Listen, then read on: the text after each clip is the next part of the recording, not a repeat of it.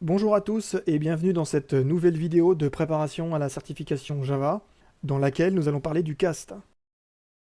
Si j'ai une classe A qui possède des sous-classes concrètes AA et AAA, une référence de A, elle peut tout aussi bien contenir un objet de type AA qu'un objet de type AAA. Si j'ai une classe animal qui possède des sous-classes chien et chat, dans ma variable de type animal, je pourrais contenir des chats ou des chiens. Ici, je crée une variable de type A, j'y stocke une référence de type AA, et ici, une référence de type AAA. Si je connais le type exact que j'utilise, si j'ai une variable de type A, mais que je connais le sous-type exact qui est utilisé, je peux obtenir une référence de ce type précis avec un cast. Le cast, il va préciser le type entre parenthèses. Ici, j'ai une variable A de type A, et je sais qu'elle contient un objet AAA. Je peux donc récupérer une référence de type AAA de cette façon avec un cast. Si j'avais stocké dans une variable de type animal un chien, pour manipuler mon animal en tant que chien, avec les méthodes dont disposerait un chien, j'aurais à caster ma variable en tant que chien. On peut également caster en précisant le nom d'une interface. Voici un exemple, j'ai une interface I1 et une classe C2 qui implémente I1. Si je crée une variable de type C2, puisque C2 implémente I1, je peux utiliser cette référence dans une variable de type I1. J'aurais pu caster ici, mais ça n'aurait pas été utile. Exprimer avec des mots plus concrets, si j'ai un animal qui implémente l'interface volant et que je dispose d'une référence vers cet animal, cette référence, je pourrais soit la stocker dans une variable de type animal, soit dans une variable de type volant. Quand on a un objet d'une sous-classe, on peut stocker sa référence directement dans une variable du type de la classe parente. Le cast n'est pas nécessaire. Si un chien est un animal, c'est par construction, et donc pour une variable de type animal, je pourrais bien référencer un chien. Attention, dans l'autre sens, le cast, il est nécessaire. Si je dispose d'un objet de la classe parente, je ne connais pas précisément et a priori son type. Je dois donc indiquer à Java par un cast, attention, cet objet dont la référence a été stockée dans une variable du type parent, c'est bien un objet de ce type précis.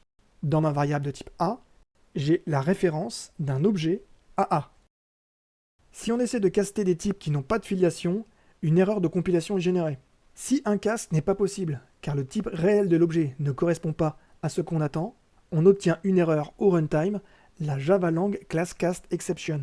Pour s'éviter des problèmes, on peut vérifier le type exact d'un objet en utilisant l'opérateur instance of. If A instance of AA, ce sera vrai si A est une instance de AA ou d'une de ses sous-classes, lorsque A est une classe, ou lorsque AA est une interface, s'il s'agit bien d'une implémentation de l'interface AA. Pour les classes, si les types sont sans rapport de filiation, s'ils n'ont pas de lien d'héritage, une erreur est présente à la compilation. Pour les interfaces, la vérification est faite à l'exécution. Donc là, la compilation va passer. Cas particulier du nul, si une référence O est différente de nul, O instance of object sera toujours true. Autrement, si O est nul, O instance of, quelle que soit la classe, sera false. On a une amélioration au niveau de l'opérateur instance of qui a été introduite en Java 17 et qui permet de récupérer une référence du type testé directement.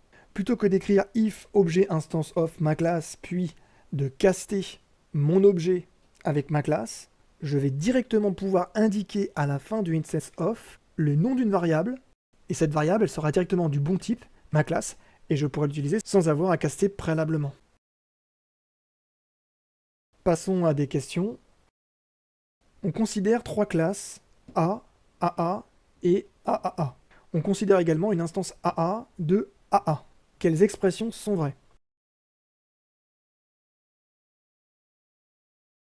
AA, c'est un AA. Et ça, c'est dans l'énoncé.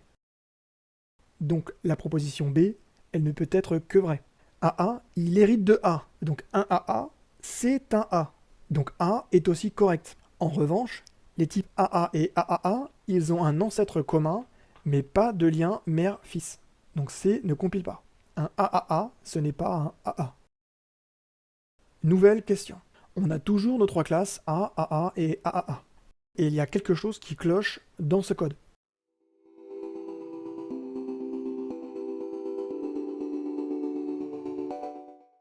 L'erreur, elle se trouve ligne 12.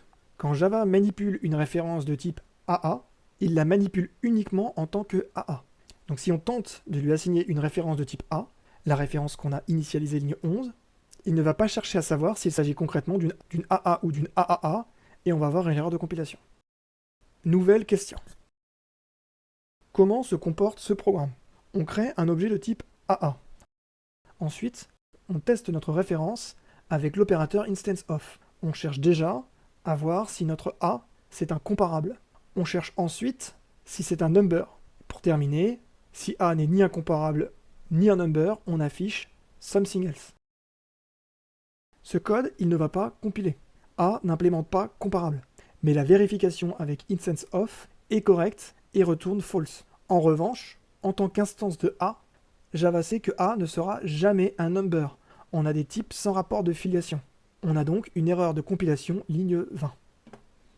Merci à tous et à bientôt pour une prochaine vidéo de préparation à la certification Java.